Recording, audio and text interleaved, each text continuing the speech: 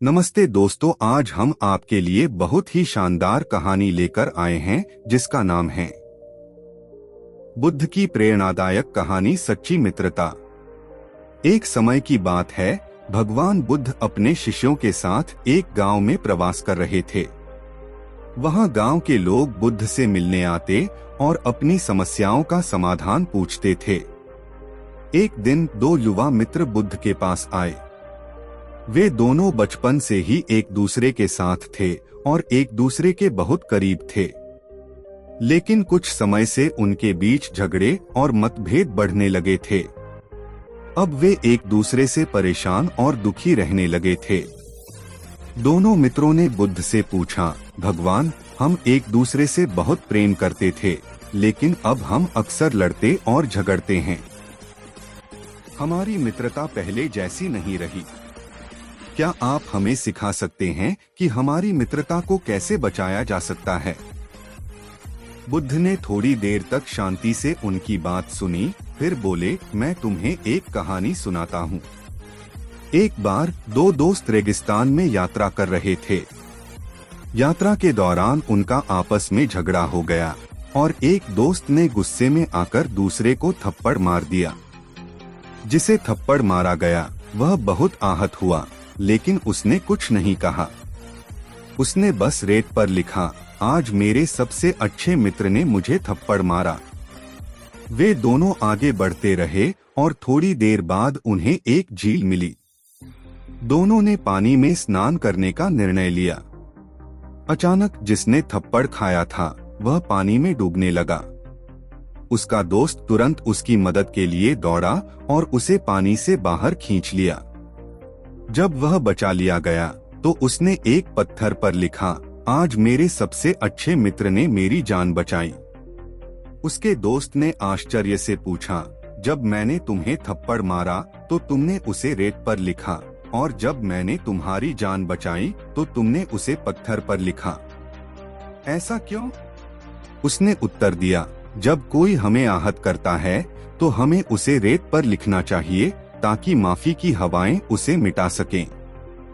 लेकिन जब कोई हमारे लिए कुछ अच्छा करता है तो हमें उसे पत्थर पर लिखना चाहिए ताकि वह कभी न मिटे। बुद्ध ने दोनों मित्रों को यह कहानी सुनाई और कहा, मित्रता तभी टिकाऊ होती है जब हम एक दूसरे की गलतियों को माफ करना सीखते हैं और अच्छाइयों को सहेजते हैं।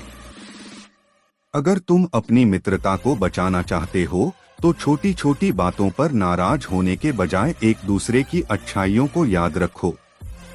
हर रिश्ते में मतभेद और मुश्किलें आती हैं, लेकिन सच्ची मित्रता वही है जो क्षमा और समझदारी पर टिकी होती है। दोनों मित्रों ने बुद्ध की बातों को समझा और एक दूसरे से माफी मांगी। उन्होंने निश्चय किया कि वे अब छोटी छोटी बातों पर झगड़ा नहीं करेंगे और एक दूसरे की अच्छाइयों को हमेशा याद रखेंगे। उनके बीच की मित्रता और भी गहरी हो गई और वे फिर से घनिष्ठ मित्र बन गए। सच्ची मित्रता में क्षमा और सहनशीलता का बहुत महत्व है। हमें दूसरों की गलतियों को भुलाकर उनकी अच्छाइयों को सहेजना चाहिए। जब हम रिश्तों में माफी और समझदारी का अभ्यास करते हैं, तभी वे रिश्ते मजबूत और टिकाऊ बनते हैं। दोनों मित्रों ने बुद्ध की शिक्षाओं को दिल से अपनाया। अब उनके जीवन में एक नया मोड़ आ चुका था। जहां पहले वे छोटी छोटी बातों पर झगड़ते थे, अब वे एक दूसरे को समझने और माफ करने लगे थे। जब भी कोई विवाद होता, वे बुद्ध की कहानी याद करते और उसे शांतिपूर्वक हल करने की कोशिश करते। उनकी मित्रता अब और भी मजबूत हो गई थी। कुछ समय बाद उनके गांव में एक बड़ी विपत्ति आ पड़ी। गांव में भारी बाढ़ आ गई, जिससे कई घर और खेत तबाह हो गए।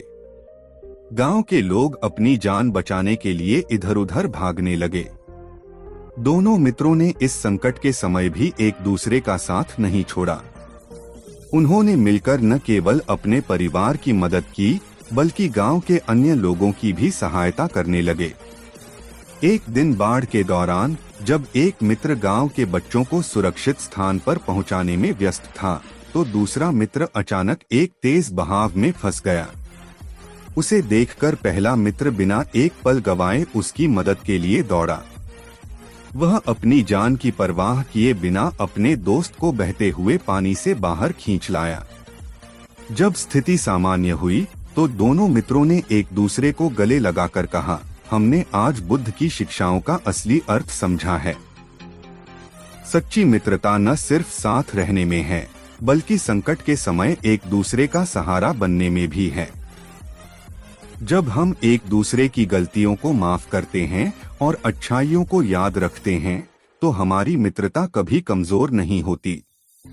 गांव के लोगों ने दोनों मित्रों की इस अद्भुत मित्रता को देखा और उनकी प्रशंसा की। गांव में वे दोनों अब मित्रता और परोपकार का प्रतीक बन गए थे। उनके कार्यों से प्रेरित होकर अन्य लोगों ने भी अपने रिश्तों में माफी और करुणा का अभ्यास करना शुरू किया।